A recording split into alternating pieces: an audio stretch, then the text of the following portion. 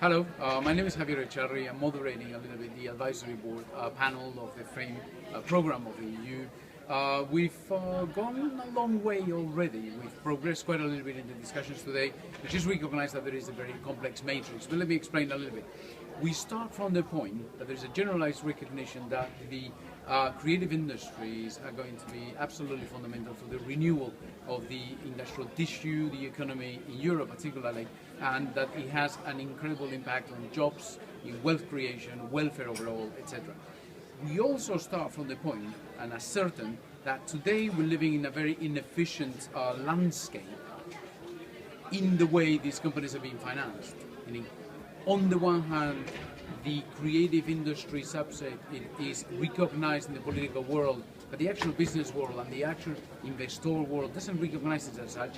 We've been working on a matrix basis, and what you find is that there is digital mobile, there is media, there is entertainment, there's music, there's fashion, there is the gaming industry. All of those have shown very successful models. They're very successful companies. They've grown into clusters. The trouble is that none of these, if you put them all together, they do represent creative industries, but investors don't think in terms of creative industries. They would think in terms of these subsectors. Now, what happens as well is that these subsectors are de facto not financeable with the same means. Some of that may be company finance. You may get companies, if you put together, for example, digital environment, music, you can create companies around that, and you can expect to finance those companies through equity. Whereas if you're in the film industry, you would expect each film to be financed individually through project finance. So it's not the same type of financing, it's not the same type of situation, and none of that put together would spontaneously give a unanimous reaction in the investor world.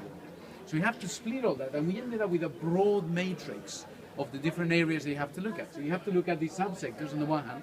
You have to look at the way one could possibly finance those subsectors and the different ways you do that. And you have to look into the different actors that could intervene into that financing, from the usual family, friends and fools of a startup, a technological startup, to the role of the public sector, whether it's national or regional, whether it is the European public sector, and obviously go into all stages like crowdfunding, business angel financing, corporate venture financing, venture capital, and obviously banks, and etc., etc. Not to mention that, of course, we're counting mostly here on the public sector on the grants and the public loans at low interest rate or no interest rate, etc., etc. Now, what is the problem in there?